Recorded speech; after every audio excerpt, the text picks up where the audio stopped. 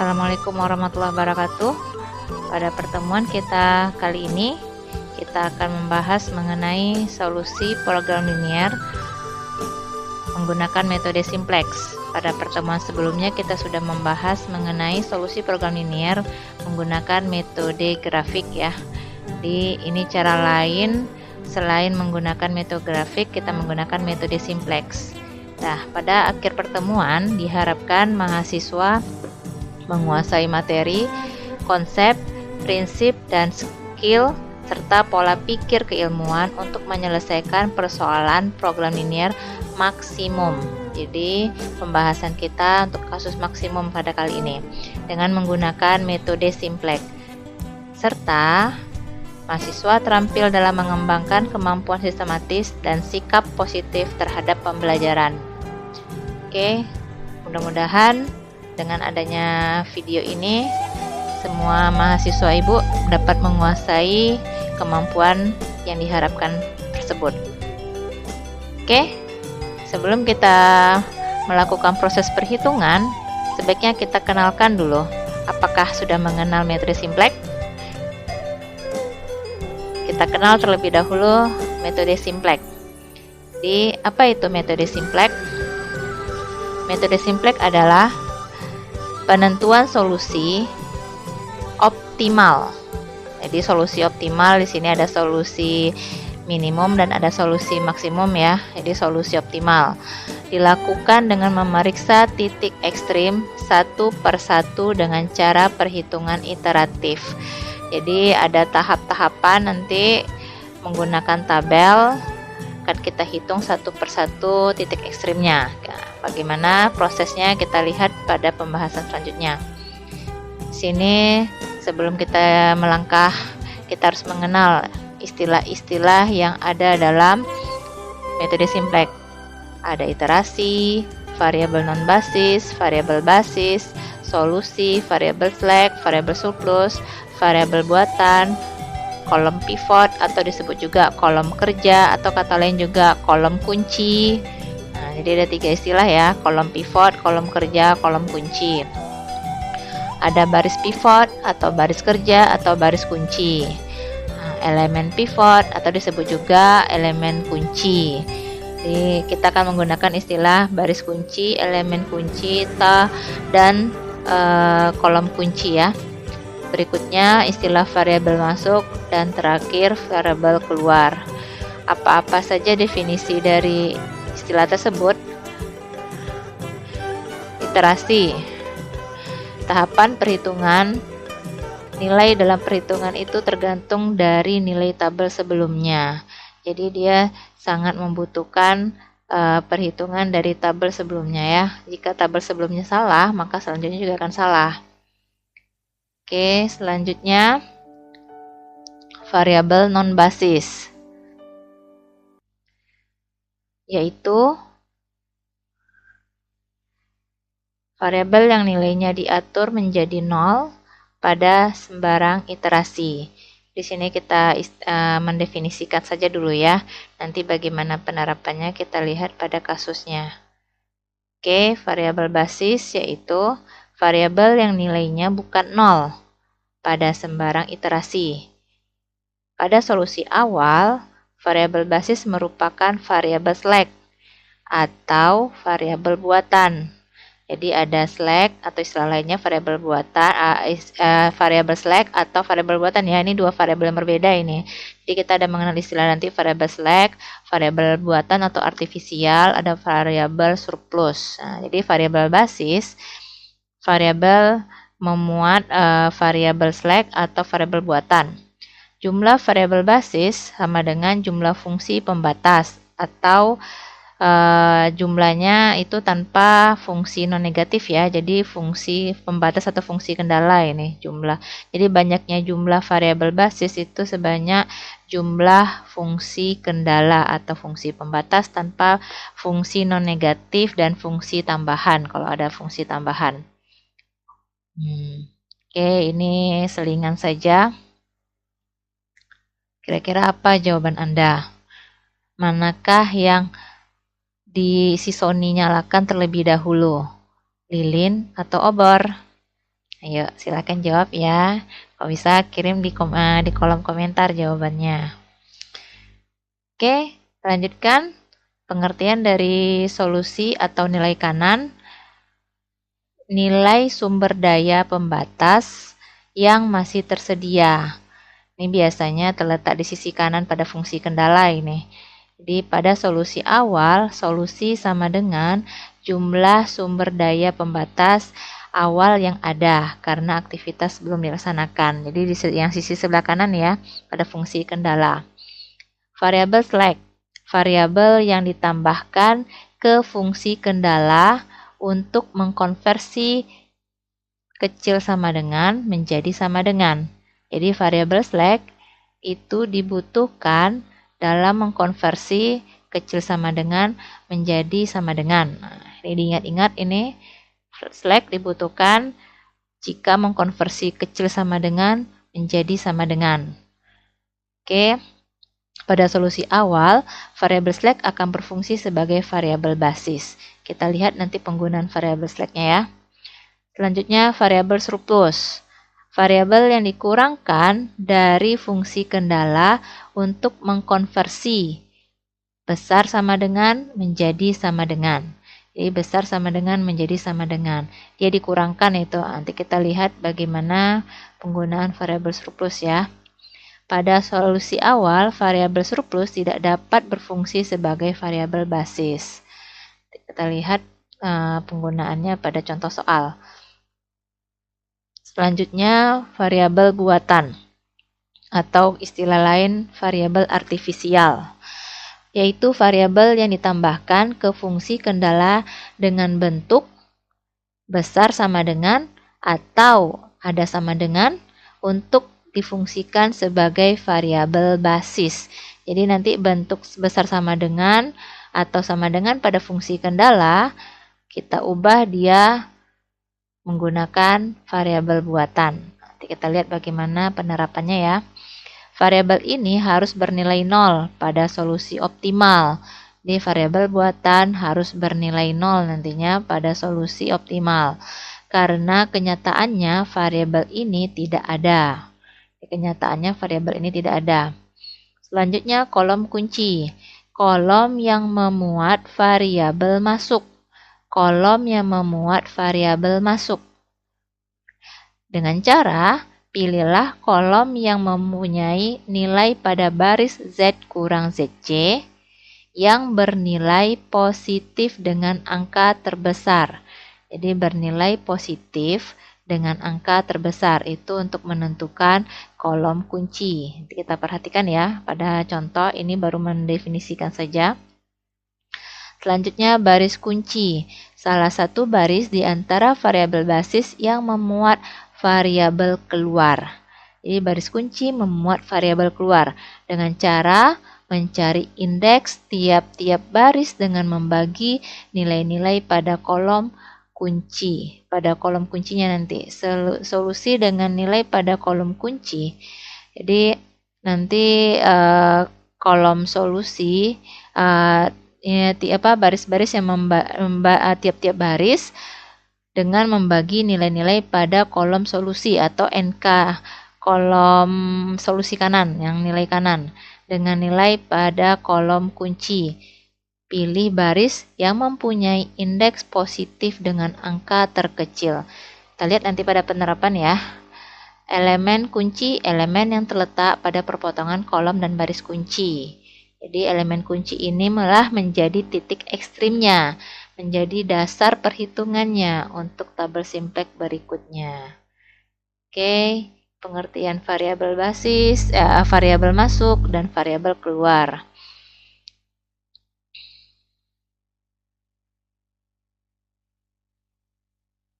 Silakan Anda baca. Bagaimana itu pengertian variabel masuk dan variabel keluar? Oke, selingan. How many horse in this picture? Nah, berapa kuda dalam gambar ini? Yo, hitung. Bisa Anda amati Berapa kudanya? Kirim jawaban di kolom komentar ya. Berapa kudanya? Oke, kita lanjut. Langkah-langkah dalam menyelesaikan permasalahan menggunakan metode simplex. Langkah pertama, ubah fungsi kendala dengan fungsi tujuan dan fungsi tujuan ke bentuk kanonik. Apa itu bentuk kanonik? Tadi tidak ada istilah bentuk kanonik ya, harusnya dimuatkan itu. Bentuk kanonik ini merubah bentuk fungsi kendala dan fungsi tujuan dengan memuat apakah dia memuat variabel slack atau surplus atau artifisial. Jadi perubahan itu kita lakukan. Jadi kita lihat nanti ya. Yang kedua, membuat tabel simplex. Nah, tabel simplex, bagaimana bentuk tabel simplex nanti kita perhatikan.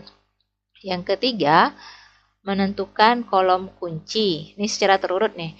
Kolom kunci, setelah itu baris kunci, dan setelah itu elemen kunci sebagai dasar iterasi.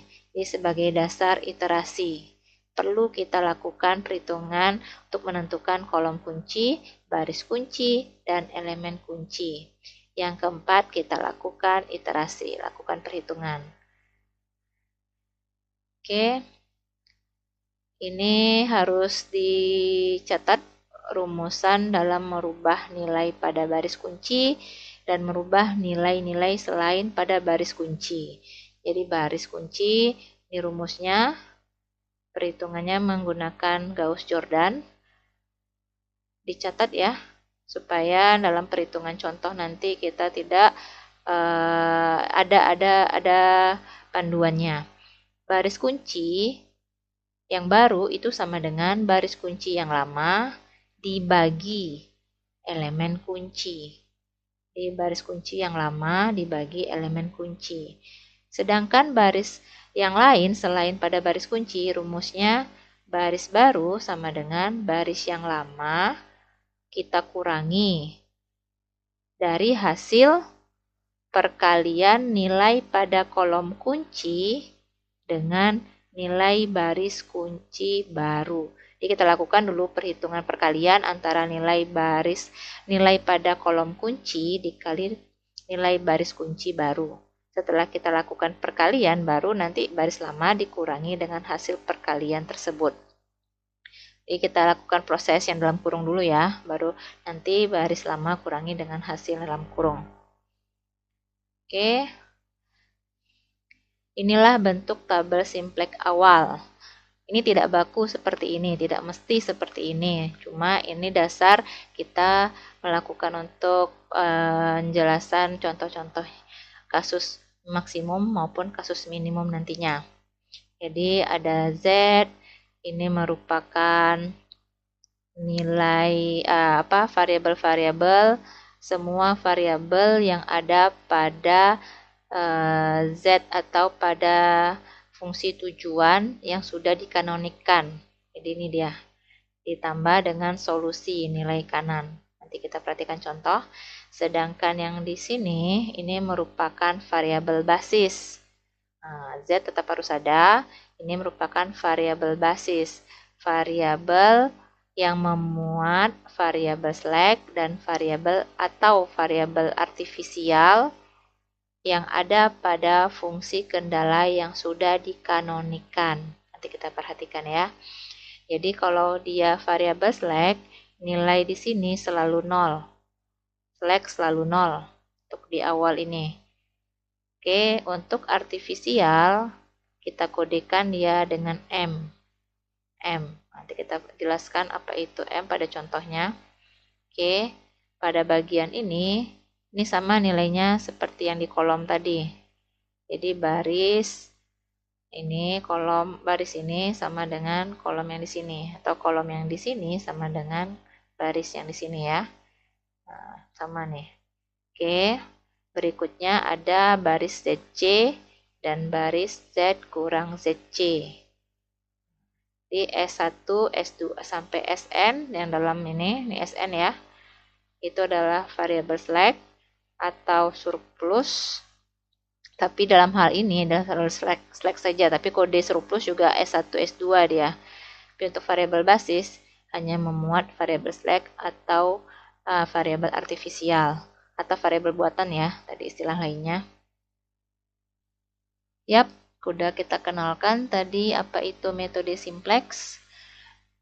Dari istilah-istilahnya, bentuk tabel simplex awalnya, rumus perhitungan Gauss-Jordan-nya. Sekarang kita masuk ke pembahasan contoh soalnya. Ini metode simplex untuk permasalahan kali ini adalah masalah maksimum ya. Oke, masuk masalah maksimum ini mudah-mudahan masih ingat, ini contoh kita yang pertama. Pada modul juga contoh pertama, seorang ibu ingin menjual kue 1, kue 2. Jadi dia harus memproduksi jadinya ya, kue 1, kue 2 dengan modal kue pertama Rp200, keuntungannya Rp80. Ini kondisinya bukan kondisi sekarang ini. Aku sengaja menggunakan angka-angka yang kecil saja dalam perhitungan.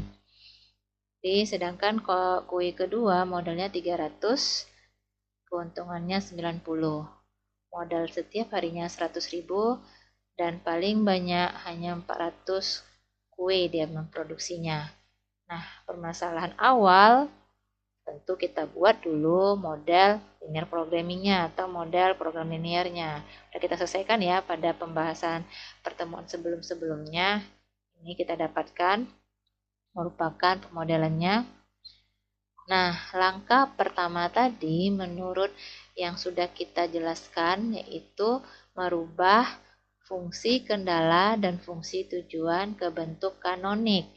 Nah, perhatikan ke bentuk kanonik. Perhatikan fungsi kendala pertama, karena dia memuat pertidaksamaan kecil sama dengan, maka kita menggunakan variabel slack. Kembali ke definisi awalnya tadi ya, variabel slack itu digunakan jika pertidaksamaannya kecil sama dengan. Jadi, karena kecil sama dengan, kita menggunakan variabel slack S1. Kenapa S1? Karena baru pertama kali dipakai. S1. Kenapa logikanya ditambah? Lihat, ruas kiri ini kecil dibandingin ruas kanan. Kita harus menyetarakan ruas kiri sama dengan ruas kanan. Oleh karena itu, ruas kiri harus kita tambahkan sesuatu variabel agar menyeimbangkan dengan ruas kanan. Jadilah dia ditambah S1. Itu logikanya kenapa harus menambah suatu variabel, dikatakan variabel slack. Oke, fungsi kendala kedua. Perhatikan, fungsi kendala kedua yang ini kita pakai agar mempermudah perhitungan, angkanya sudah lebih sederhana. Karena kecil sama dengan, kita menggunakan variabel slack juga. Maka kita tambah S2. Karena yang kedua kita pakai. Kecil sama dengan berubah menjadi sama dengan ya. Berubah menjadi sama dengan. Oke, yang ini tidak kita lakukan perubahan.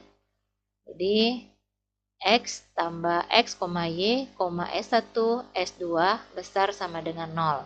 Ini harus. Dah selesai fungsi kendala kita ubah ke bentuk kanonik, selanjutnya kita ubah fungsi tujuan ke bentuk kanonik. Perhatikan, karena tadi memuat S1 dan S2 pada fungsi kendalanya, maka di fungsi tujuan pun memuat S1 dan S2. Namun, harus diperhatikan koefisiennya bernilai 0. Selalu digandeng bernilai 0. Jadi kalau variabel slack atau surplus, koefisien pada fungsi tujuan harus bernilai 0. Oke, S1 dan S2 adalah variabel slack ya. Kenapa variabel slack? Karena tadi pertidaksamaannya kecil sama dengan. Kalau dia besar sama dengan variabel surplus. Dan ada tambahan variabel artifisial. Nanti kita bahas untuk permasalahan kasus minimum. Oke, kembali ini persamaan kanoniknya tadi. Kita langkahkan kedua, yaitu membuat tabel simplex awal. Membuat tabel simplex awal. Nah, ini dia variabel dasar. Z, ini selalu mutlak. Ini Z. Dan ini adalah variabel-variabel yang ada di bentuk Z kanonik. Nah, Z kanonik kan ini Z kanoniknya. Berarti ada variabel X, Y, S1, S2. Maka disinilah tulisannya X, Y, S1, S2. Jadi bersumber dari situ ya. Kenapa kita ketentuannya dari situ? Jadi ini berawal dari X, di sini Y, jadi fungsi tujuannya S1 dan S2. Berikutnya kolom terakhir NK atau nilai kanan atau solusi biasanya. Oke, baris berikutnya di sini Z sama ini nilainya selalu 1. Kenapa 1? Koefisien dari Z max adalah 1 sini kan, di 1. Nah, sekarang ini adalah koefisien-koefisien. Lihat kolomnya X, berarti koefisien dari X 80, dari sini sumbernya. Yang 90 berarti sumbernya koefisien Y. Lihat kolomnya ya. S1 koefisiennya adalah 0. Dan S2 koefisiennya adalah 0. Ini sumber datanya dari situ. NK tidak ada, karena dia tidak ada nilai kanan. Jadi jangan dinolkan tanpa ditulis apapun di sini ya. Berikutnya ingat tadi kolom pertama berisi variabel slack atau variabel artifisial yang ada pada fungsi kendala. Perhatikan fungsi kendala kita memuat S1 dan S2. Maka disinilah tulisan S1 dan S2. Nah, angka-angka di sini koefisien yang ada pada S1 di fungsi kendala pertama. Di S2 berarti fungsi kendala kedua apa-apa saja koefisiennya yang bersesuaian kolomnya ya. Perhatikan. Ini 0. Kenapa 0? Jadi nilai yang di sini sudah dijelaskan di awal tadi itu harus sama dengan kolom yang di sini. Makanya diwarnai hal yang sama. Sama dia. Berikutnya, 1 dari mana? Perhatikan kendala pertama. Koefisien dari X 1. 1 dia. Jadi angka 1 kenapa? Dari koefisien dari X. Angka 1 di sini koefisien dari Y. Karena kolomnya ya, perhatikan kolomnya. Nurut seterusnya. S1 koefisiennya 1. S2 kok 0? Ya karena tidak ada S2 di sini. Makanya 0 koefisiennya. Nilai kanan berarti sisi kanannya 400. Jadi, perhatikan di fungsi kendala pertama karena dia memuat S1. Berikutnya S2. S2 sama berarti X-nya 2, Y-nya 3. S1 tidak ada, 0. Yang ada S2. Hati-hati di sini ya. S2-nya 1. Ya, nilai kanan 1000. Oke, itu isian dalam. Selanjutnya, ini berdasarkan data. Yang bagian di sini berdasarkan data. Sedangkan 2 ini hasil perhitungan. Bagaimana menghitungnya? Perhatikan. ZC diperoleh dari 0 dikali 1. Ini ya, 0 kali 1. Ditambah 0 dikali 2. Jadi, kalikan kolom ini dijumlahkan. Jadi 0 kali 1, 0. 0 kali 2, 0. 0 tambah 0, 0. Jadi prosesnya seperti itu ya. Sama untuk kolom-kolom berikutnya. Berarti bagian ini 0 dikali 1, ini 0 dari sini. Ini diperoleh 0 dari sini. 1 ini dari sini. 0 kali 1 ditambah 0 dikali 3. 0 dikali 3, 0. 0 dikali 1 juga 0, maka 0. Karena ini 0 perkalinya terhadap 0, jelas hasilnya semuanya 0. Karena 0 semua di barisan ZC. Termasuk ya di NK juga seperti itu, kolom di sininya. Berarti 0 dikali 400, 0 yang sumbernya dari sini, 400 dari NK ini. Di 0 dikali 400 ditambah 0 kali 1000. Lakukan perhitungan, hati-hati ini perhitungan sudah mulai, hasil sama dengan 0. Oke, itulah barisan ZC. Berikutnya Z kurang ZC. Z kurang ZC diperoleh dari mana?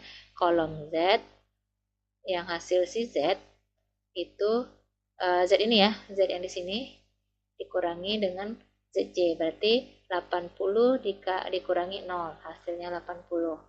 90 kurangi 0, hasilnya 90. 0 kurang 0, 0. 0 dikurang 0, 0. Ini tidak ada perhitungan. Jadi itulah pemilihan perhitungan dari ZC dan Z kurang ZC. Diulang-ulangi videonya supaya lebih paham dari mana perhitungan ZC, perhitungan Z kurang ZC, hasil dari isian bagian baris atas. Oke, setelah kita melakukan tabel simplex awal, kita lakukan langkah selanjutnya, yaitu pemilihan kolom kunci. Bagaimana memilih kolom kunci? Kolom kunci itu berdasarkan definisi tadi ya, kita akan memilih dari baris Z kurang ZC. Perhatikan baris ini. Nilai positif terbesar. Kita akan pilih. Nilai positif terbesar terletak di 90. Maka akibatnya 90 itu terletak di kolom Y. Sehingga Y merupakan kolom kunci. Y merupakan kolom kunci. Jadi kita perhatikan baris Z kurang ZC, di mana nilai positif terbesar, ini dia. Tarik ke atas, oh berarti Y merupakan sebagai kolom kunci. Jika tidak ditemukan nilai positif terbesar, berarti tidak ada kolom kunci. Akibatnya, tabel tersebut sudah optimal. Nah, karena permasalahan kita masih ditemukan nilai positif terbesar, maka kita lanjut ke langkah berikutnya. Ya, berarti Y kolom kunci ya.